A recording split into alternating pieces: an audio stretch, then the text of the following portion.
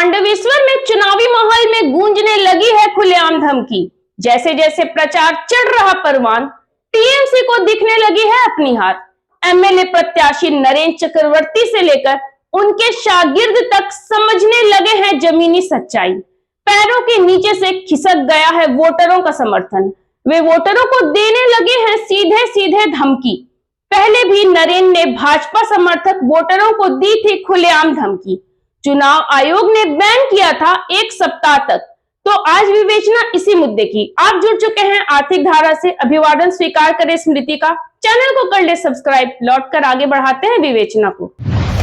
যারা বান্দরামি করছে তাদেরকে বলে দিয়ে যাই আর 29টা দিন। যারা ভাবছেন চুপি চুপি ফোনে কথাবার্তা বলা, কামিয়ে খাবো আর আমাদের বিরোধিতা করব, তাদেরকে বলে যাই সব চাবি কিন্তু মেরে দেবো আর 29টা দিন। সব চাবি কিন্তু মেরে দেবো আর 29টা দিন। आज पांडवेश्वर के लौदोहा में मुख्यमंत्री ममता बनर्जी ने की चुनावी सभा। प्रत्याशी नरेंद्र के पक्ष में मतदान का आग्रह किया वोटरों से। नामांकन के पहले ही हुई है ममता की सभा, तो उठने लगे हैं कई गंभीर सवाल। जानकारों का दावा है टीएमसी ने कराया है इंटरनल सर्वे। जिन जिन विधानसभाओं में है पार्टी की कमज़ोर स्थिति, उनमें पहले चरण में की जा रही है सभाएं, ताकि बढ़ाया जा सके पार्टी कर्मियों का मनोबल, किया जा सके डैमेज कंट्रोल। इसी कैटेगरी में है पांडवेश्वर विधानसभा क्षेत्र भी। सर्वे में पार्टी इस क्षेत्र में दिख रही है पिछड़ती हुई। जिले में 2 दिन बाद फिर होगी ममता बनर्जी की सभा, लेकिन वह होगी रानीगंज विधानसभा क्षेत्र के खांद्रा में, क्योंकि रानीगंज में भी पार्टी दिख रही है बेहद कमज़ोर। वहां प्रत्याशी बने हैं कालोवरण मंडल। अंडाल प्रखंड कमेटी के हैं वे अध्यक्ष। पहली बार मिला है उन्हें विधायकी का टिकट। ममता दोनों ही क्षेत्रों में चुनाव को देना चाहती है गति। ऐसा नहीं है कि एमएलए नरेंद्र को नहीं है इसकी जानकारी। सच्चाई से अवगत होने के बाद ही उन्होंने लिया था निर्णय। पार्टी हाईकमान के सामने रखा था प्रस्ताव भी। दुर्गापुर पश्चिम या जामुड़िया से उन्हें मिले टिकट। जामुड़िया में खूब सक्रिय किया बांग्ला पक्षों को, किंतु पार्टी ने पांडवेश्वर से ही लड़ने के लिए उन्हें किया मजबूर। निर्णय भी है वाजिब। जब आपने लिया है सत्ता का मज़ा, तो आपको ही भोगनी होगी सज़ा भी। हताश नरेंद्र तथा उनके शागिर्द आ गए हैं पुराने तेवर में। वोटरों को ही लगे हैं धमकाने। सार्वजनिक मंचों से भाजपा समर्थकों को दी जा रही है चेतावनी। चाबी टाइट करने से लेकर सामाजिक बहिष्कार करने तक। साल 2021 में भी नरेंद्र और उनकी वाहिनी ने किया था तांडव। रिजल्ट निकलते ही दर्जनों भाजपा कर्मी बने हिंसा के शिकार। उनके घरों पर हुए हमले, तोड़फोड़, संपत्ति की लूट, इलाके से खदेड़ना, पानी बिजली का कनेक्शन काटना। इसकी पुनरावृत्ति करने का दिया जा रहा साफ साफ संदेश। सुनिए क्या कहते हैं एमएलए नरेंद्रनाथ चक्रवर्ती। গ্রামে গ্রামে যেভাবে সাড়া পাচ্ছি, আমার ধারণা যে 5 বছর মানুষের সঙ্গে ছিলাম, 4 তারিখে আমরা সবুজ আবির খেলব। এই যারা বান্দরামি করছে তাদেরকে বলে দিয়ে যাই আর 29টা দিন। যারা ভাবছেন চুপি চুপি ফোনে কথাবার্তা বলা, কামিয়ে খাবো আর আমাদের বিরোধিতা করব, তাদেরকে বলে যাই সব চাবি কিন্তু মেরে দেবো আর 29টা দিন। সব চাবি কিন্তু মেরে দেবো আর 29টা দিন। আর বিসিএফ জিএম এজেন্টকে বলে দিয়ে যাই, এখানে কোলিয়ারি চালাতে হলে গ্রামের মানুষকে সঙ্গে নিয়ে কোলিয়ারি চালাতে হবে।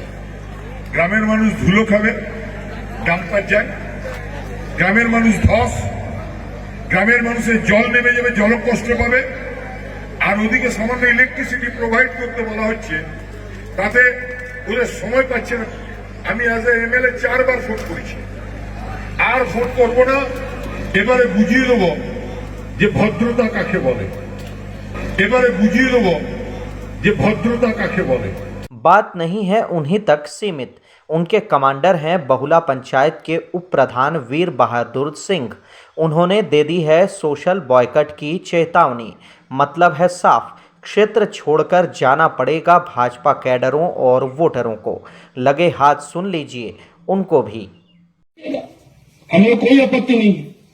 मनुष्य का गणतंत्र में अधिकार है, अपना मतदान हम कहां देंगे, लेकिन 364 दिन हम लोग का टीएमसी पार्टी में रहिएगा। आप वोट का 1 दिन 2 दिन पहले आप लोग बोलिएगा बीजेपी पार्टी अच्छा है, तो ऐसे लोग को हम लोग चिन्हित करेंगे और समाज से बहिष्कार करने का काम करेंगे आगामी दिन में। तो ऐसे लोग को हम लोग चिन्हित करेंगे और समाज से बहिष्कार करने का काम करेंगे आगामी दिन में। निर्वाचन का फलाफल पश्चिम बंगाल का आवाम बोल दिया कि निर्वाचन में बीजेपी पार्टी यहाँ पे कुछ नहीं कर पाएगा। नहीं है धमकी का यह कल्चर नया। जो भी करता है नरेन और उनकी वाहिनी का प्रतिवाद, उस पर होता है हमला, फंसाया जाता है झूठे मामलों में, भेजा जाता है जेल। मीडिया कर्मी भी बनते हैं इनके शिकार। पहले भी चुनाव के दौरान नरेन दे चुके हैं धमकी। वर्ष 2022 में आसनसोल संसदीय इलाके में हुआ था उपचुनाव। पांडवेश्वर में नरेन ने की थी कार्यकर्ताओं की एक बैठक। उसमें उन्होंने दे दी थी चेतावनी, चुनाव में भाजपा समर्थक वोटर न निकले बाहर, उन्हें जाकर कह दें कि वे रहें अपने घरों में, उनका वोट डाल देंगे टीएमसी कर्मी। ऐसा करने पर उन्हें माना जाएगा टीएमसी का समर्थक। अगर जाएंगे वोटर बूथों तक वोट डालने, तो वे खुद तय कर लेंगे कि यहाँ रहेंगे या नहीं। इसका वीडियो हुआ था वायरल। भाजपा ने की थी चुनाव आयोग से भी शिकायत। 1 सप्ताह तक प्रचार से बैन किया था चुनाव आयोग ने नरेन को। फिर से आप भी सुन लें उस धमकी भरे वीडियो, जिसे नरेन व उनकी वाहिनी मानती है चुनाव जीतने का मुख्य हथियार। যাদেরকে হারানো যাবে না, তাদেরকে চমকাতে হবে। বলবে আপনি যদি ভোট দিতে যান, আমরা ধরে নেব বিজেপি ভোট দেবেন, ভোটের পর আপনি কোথায় থাকবেন সেটা আপনার নিজের ইচ্ছে। আর যদি ভোট দিতে না যান, আমরা ধরে নেব আপনি আমাদের সমর্থন করছেন, আপনি ভালোভাবে থাকুন, ব্যবসা করুন, বাণিজ্য করুন, চাকরি করুন, আমরা আপনার সঙ্গে আছি। टीएमसी को पांडवेश्वर में लीड मिली थी 1 लाख वोट से। तो क्या वही फॉर्मूला काम आएगा नरेन को? क्या बीजेपी कैडर समर्थक वोटर कैद रहेंगे घरों में? इस बार स्थिति है उल्टी। ईंट का जवाब पत्थर से दे रहे बीजेपी कर्मी। चुनाव आयोग का भी है कड़ा रवैया। पैरामिलिट्री फोर्स की बढ़ रही है भूमिका। देखना होगा दिलचस्प, अपनी हार को सामने देख क्या करते हैं नरेन, उनकी वाहिनी। कितना प्रभाव पड़ता है इन धमकियों का। इस वीडियो में इतना ही। बने रहें हर अपडेट के लिए आर्थिक धारा के साथ, क्योंकि हम जुड़े हैं अपनी माटी अपनी छाती से। नमस्कार।